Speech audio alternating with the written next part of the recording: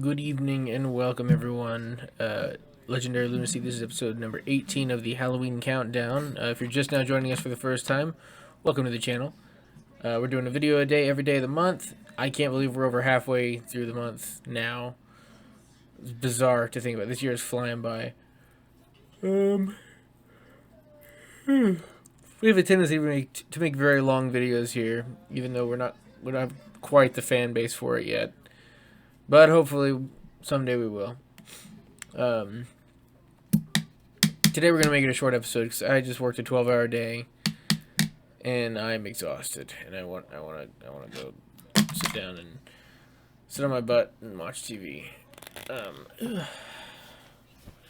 So,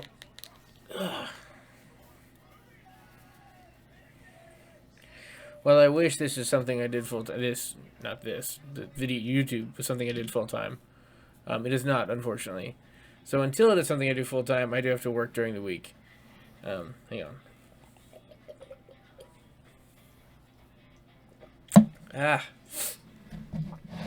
Until it is something I can do full time, I have to stick to my day job,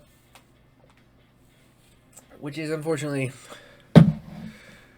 early in the morning until later. So, what we're going to do today. Today we are going to read a bunch of two-sentence horror stories off of the Reddit front page. Or not Reddit front page, but the front page of two-sentence horror stories. If you don't know what that is, there's a subreddit on Reddit where you can write a horror story in 2 sentences. And if they're really bad, I mean, they're still there. They just get downvoted into oblivion. But if they're really good, they get upvoted and they get pretty popular. So, without further ado, we're just going to read through some of them today. We'll read it, talk about it, why it's terrifying, if it needs an explanation or whatever. Then we'll kind of rate it. Let's go ahead and rate it on a scale of 1 to 5. Or 1 to 10. Let's do 1 to 10. I'm going to try not to be a dick about any of these, but in my defense, usually they're pretty good when I read them on here. It's one of my favorite subreddits. So, first by username Ride and Shoot. Everyone laughed as they thought the magician had mispronounced the word. But as his assistant was now plummeting towards the ground below, they realized the accuracy of "allow me to defenestrate." Now let's go ahead and Google defenestrate to see what that means. I should know that. I'm a writer, but I didn't say I'm a smart writer.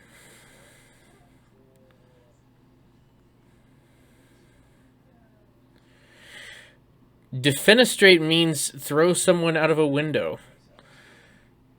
That's kind of a play on words. I kind of like that one. I'll give it a 7. It's passing. Defenestrate is such an obscure enough word that like it is a little too wordy to be just a 2-sentence horror story. But I enjoyed it. I thought it was good. No advertisement. So one of the ways that the app shows it is you see the first word or first sentence, but then you click on it and you can see the second sentence.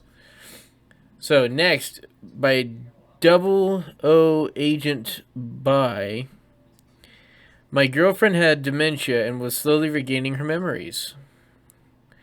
I really wish she could just forget what I did to her that caused her memory loss. Oof. That's a little dark. I'll get that one like a 7.5. That's pretty good. It's freaky. The original poster for that one came back and said, "Edit. Why can't we edit titles? Like why? I chose dementia because you're not supposed to get your memories back with that. But I guess in a more logical standpoint, amnesia works best." Okay.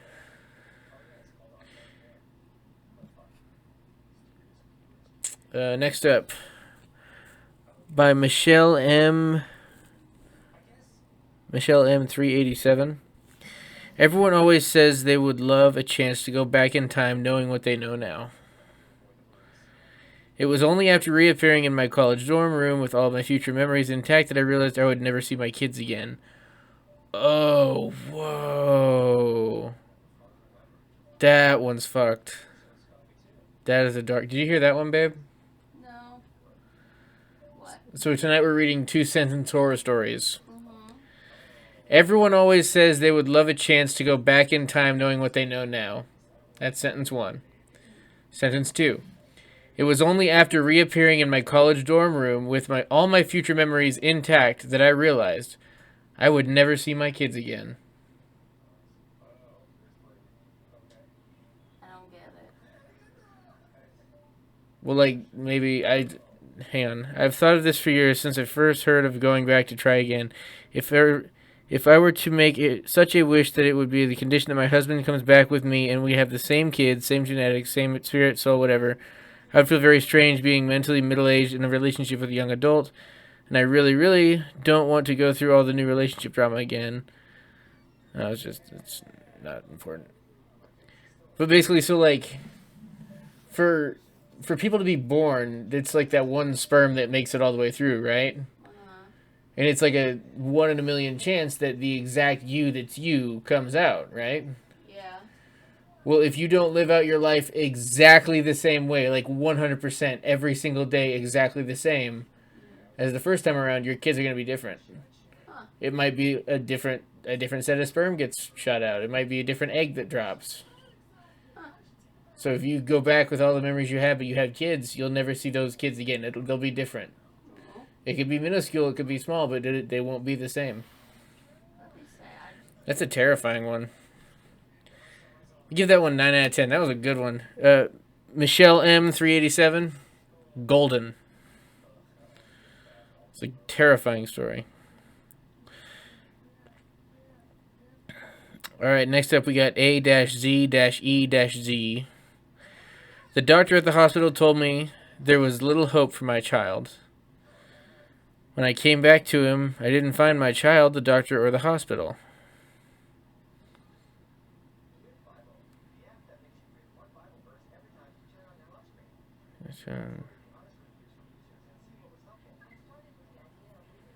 What?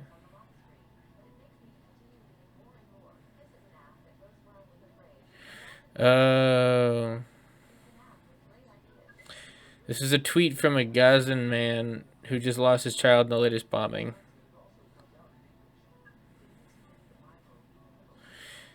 Okay, it's a little too real. I'll give that one a 9 out of 10 too. That's terrifying. See, I was thinking more like supernatural, like you went to that one store in the bazaar and got the really weird thing from the creepy old guy at the cell, and turned around, and when you turned back around, he was gone. That was like, did the hospital just fucking disappear with your kid? What's going on? But no, it's okay. I get it more. It was a good one too. With everything going on, I get it. It's terrifying. From Joan of Anarchy, nice name. I didn't think my husband's obsession with The Godfather would be that big an issue since there were no horses for miles. It seems I was wrong. He just used the dog instead. Oh my god. Ugh. Oh, top comment. It insists upon itself. Go726. Funny comment. Okay, Joan of Anarchy. You get the first 10 out of 10. That's a fucked up story. So for those of you who don't know, in the movie The Godfather, spoiler alerts, big ol' spoiler alerts, but then again, the movie's like over 30 years old, so it's fucking on you at this point. In the movie The Godfather, there's a scene where a mob boss wakes up in the morning to find that his prized racing horse has been killed, the head chopped off, and stuck into his bed with him under the covers. Which, I mean, there's a lot of connotations there. Like, number one, someone was able to chop the head off of a horse, bring it into the bedroom without getting blood all over the floor and everything, and slip it under the covers with this guy without him waking up. So this dude's a heavy sleeper, or that guy's a fucking ninja with a dead horse head. Anyways, so the whole meaning of the story is that she was like, oh, his obsession with the Godfather, I didn't think it'd be a big thing because there's no horses around us, but he just killed our fucking dog and stuck the dog head in the bed instead. Which is brutal. Another 10 out of 10. Joan of Anarchy, not only is your name amazing, good short story. That's terrifying.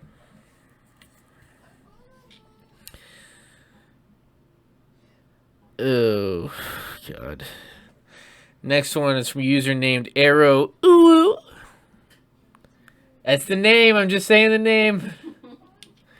It It's ARROWO. I finally created my own fully functional AI, even though a lot of people tried to stop me and kept saying that's not possible for someone like you. The most astonishing person of them all was the software engineer that created me. That's creepy. That's Terminator is now operational. So the AI created an AI. That's a good one. That's like 8 out of 10. It's freaky. It's freaky. So ooh. I'll go ahead and I'll give you an 8 out of 10, but I'm going to have to take off one because you got an ooh in the name, dude. No.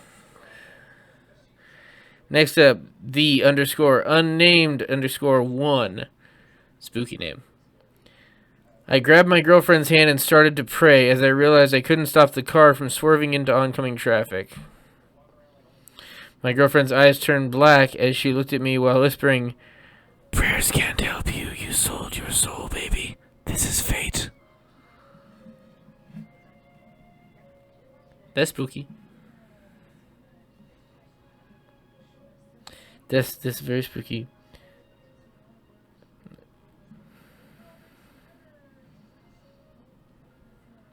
Sorry, I'm checking the comments.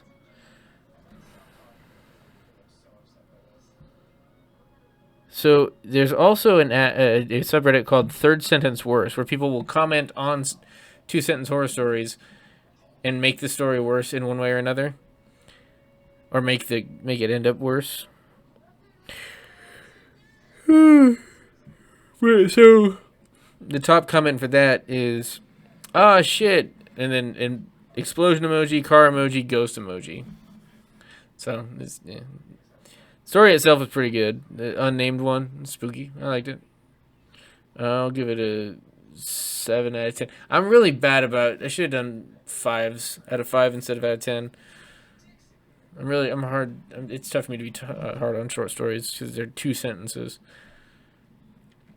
Next up, we got Generic Spider. Cool name.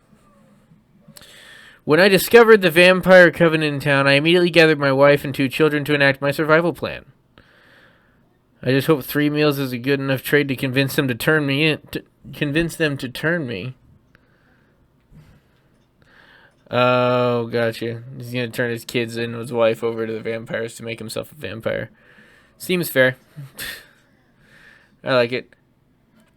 See, okay, so this might be a controversial topic or opinion topic. So I'm very tired. Might be a very controversial opinion. I don't find this one too scary. I think it's more funny. Where he's just like, "There's vampires in our town. Don't worry, babe. I've got a plan. Make me a vampire!"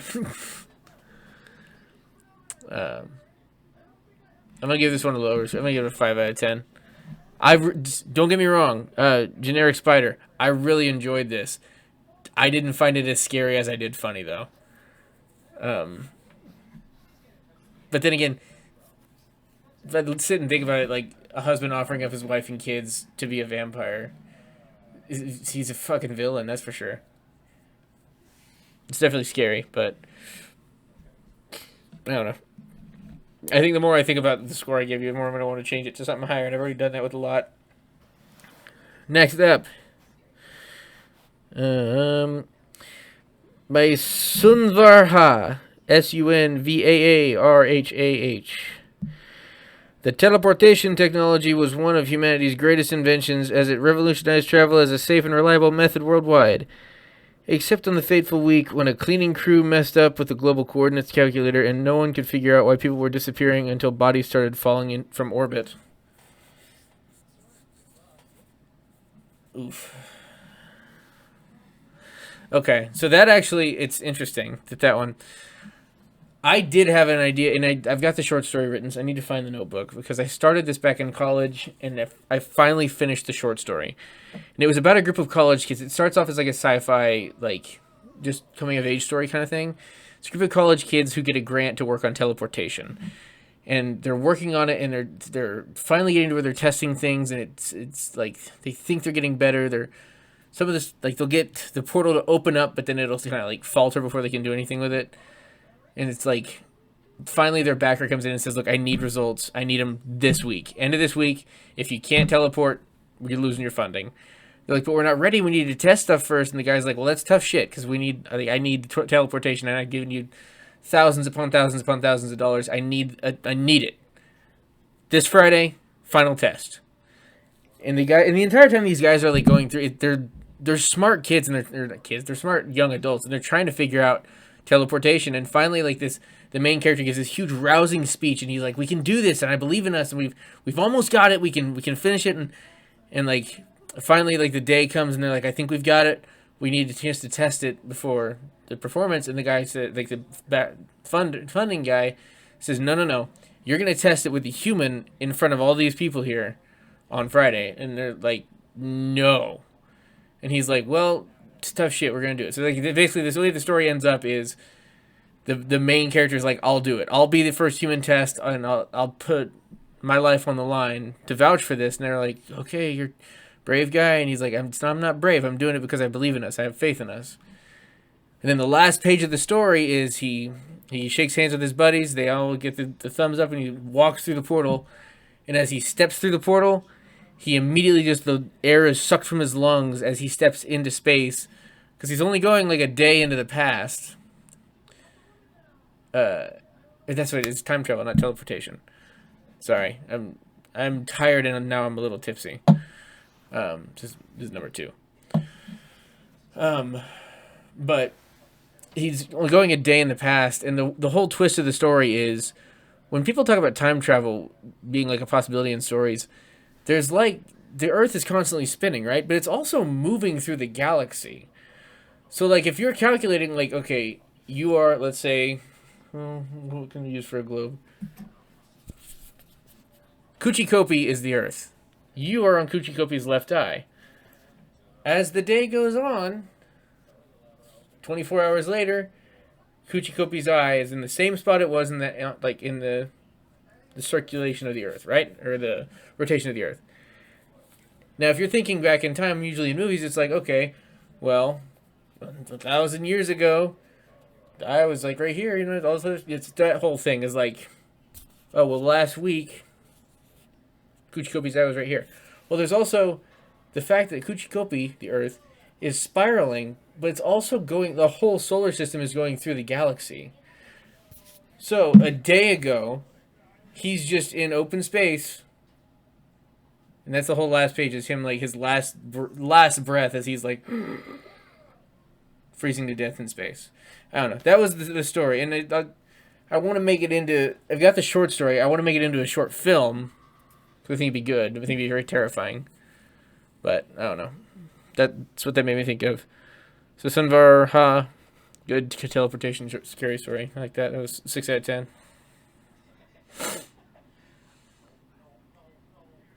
Next up, new/home 6186. I laughed half-heartedly as the groom pushed his displeased bride's face into the top of the wedding cake. My laugh turned into a scream as she rose back up with the cake skewer sticking from her eye sockets. Ugh! Word to the wise. Don't shove people's face in cakes. In fact, something I was listening to a video about the other day, lots of cakes have metal skewers to hold the cake upright or keep it in like position. If you go shove a person's face in there, you could fucking kill them. So, how about you don't? How about you don't? Also, most weddings where people shove their partner's face in a cake and typically end in divorce. Also, and I'm just reiterating what she said, most weddings in which the partners stick each other's face in the cake end in divorce, statistically speaking. I definitely already threatened it with you. She just threatened to divorce me. If you do that. And we're not even married yet, legally. If you do that. If I do that. You're not just gonna divorce me? What? You're not just gonna divorce me? No. But you spend so much money and time on getting ready, and then you give me pimples? Oh my god, I'd be so mad. She'd be so mad. I'm just saying. Women go through a lot of shit for their wedding day. Don't ruin it because you think something's funny. You know? Yeah. I'm getting mad even thinking about it. Well, don't. It's not something I want to do. Don't get mad. tell me how to live my life. Okay. That's pretty freaky.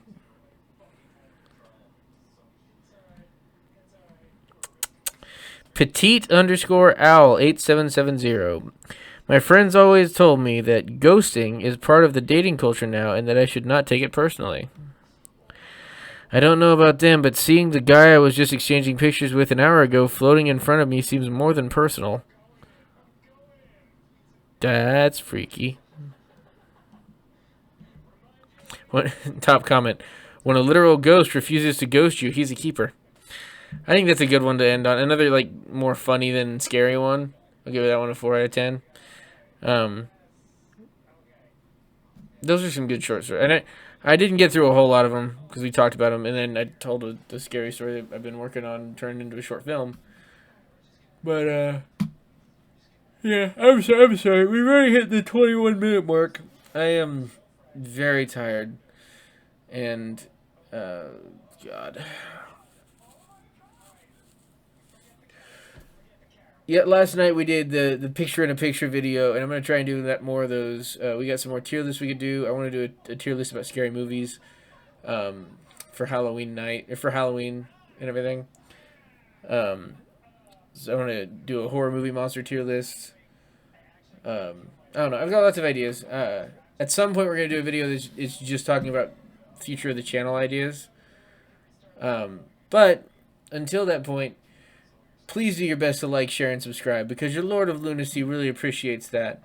He also demands it. Like, share, and subscribe. I can see you out there ignoring me. Don't you dare. So until tomorrow, I was going to say until next time, but literally until tomorrow, sit back, relax, and enjoy the darkness around you, because